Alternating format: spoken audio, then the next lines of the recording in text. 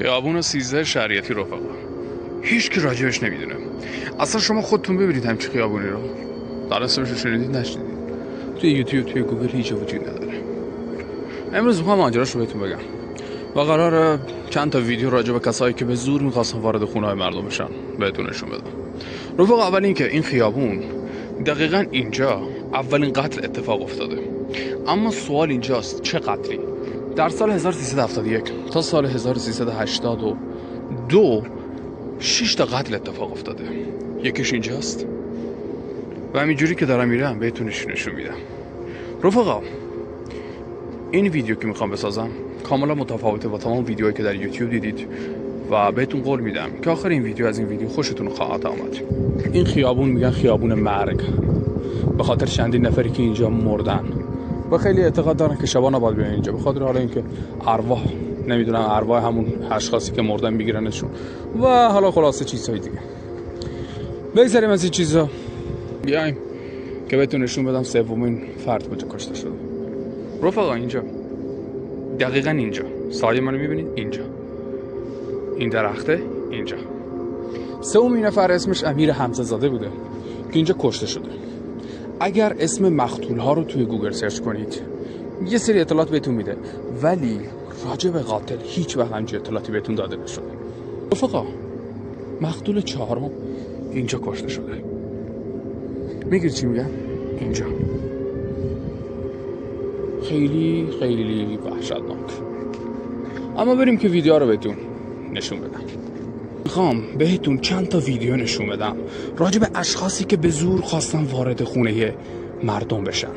ویدیو اولی که میخوام بهتون نشون بدم ویدیوی راجع به دانشجویانیه که توی اسکاتلند به خاطر اینکه خونهشون دور بوده میرن خوابگاه میگیرن ولی بعد خوابگاه پشیمون میشن و با یه پسر درگیر میشن و میرن یه خونه اجاره‌ای 3 تا دانشجو یه خونه رو اجاره میکنن.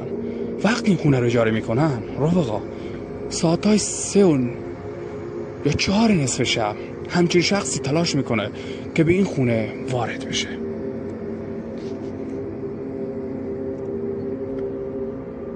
ویدیو بعدی رفقا مربوط به یه شخصیه در اسکاتلند.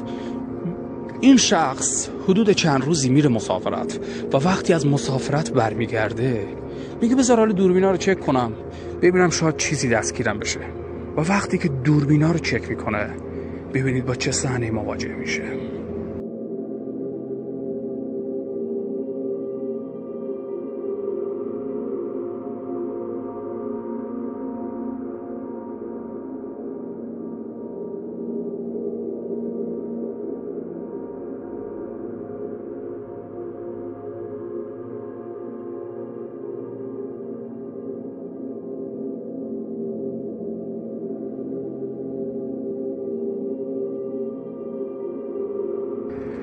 ویدیو بعدی رفقا مربوط به ویدیویی در پاریسه. در پاریس یه دیوانه که تا امروزه هنوز پیدا نشده، دارم حرف میزنم 405 که هنوز پیدا نشده، میاد و جلوی یه خونه رو و همینطور پارکینگ یه خونه رو آتیش میزنه که آتیش بگیری. پرات 131. آره رفقا جریان از این قرار میشه. ویدیو رو با هم ببینید.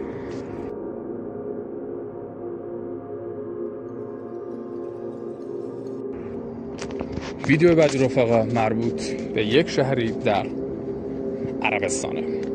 ببینید در عربستان 2 تا دختر، اینا باز 2 تا دختر دیگه که این دختر خواهر هم بودن.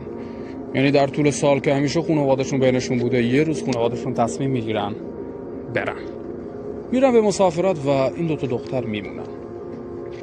وقتی این 2 تا دختر میمونن 2 تا پسر که توی دوربین میبینید میان جلوی در خونه و حالا اینا رو تهدید به مرگ میکنن، تهدید به هر چیزی میکنن یا هر حرکتی که میرن.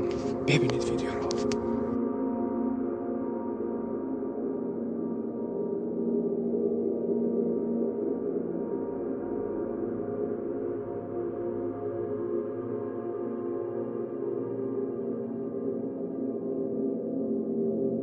به 2 نفر میان یه نامه میذارن جلوی در و در رو تاخ تاخ میزنن. میبینن در رو کسی باز نمیکنه، منتظر صاحب خانه میشن. صاحب خونه میاد و وقتی میاد متوجه نامه میشه. نامه رو باز میکنه که بخونه که ببینید چه بلایی سرش میاد.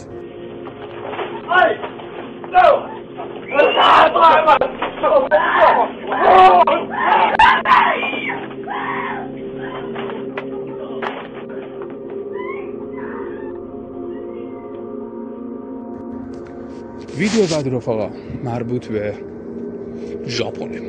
توی ژاپن همونطور که میدونید، چیو میدونید؟ یکی به من نیست بگه آخه احمق چیو میدونن، خب بنال دیگه. خیلی خوب، توی این ژاپنه همونطور که میبینید یه پسر ژاپنی به زور میخواد وارد یه خونه بشه. میگید چی میگم؟ و رفقا در سال 2018 همونطور که رفتم خوندم، گفتم بذار اطلاعات کامل بهتون بدم. در سال 2018 یه سری دوربینا اومدن که وقتی یه چیزی رو ضبط میکنن بوق میزنن. خب و همونطور که میدونید، باز گفت میدونید، همونطور که میبینید یه دوربین یه شخص لخت رو واسهتون ضبط میکنه.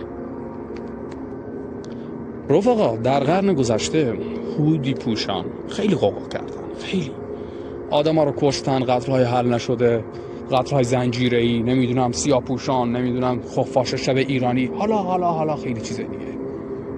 باز همین هودی پوشه شروع میشه. این ویدیو مربوط به یه هودی پوشه. ببینید.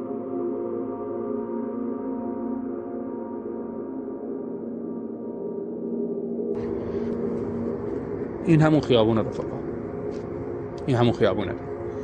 ببینید این خیابون شروع میشه و ته نداره. میگید چی میگم؟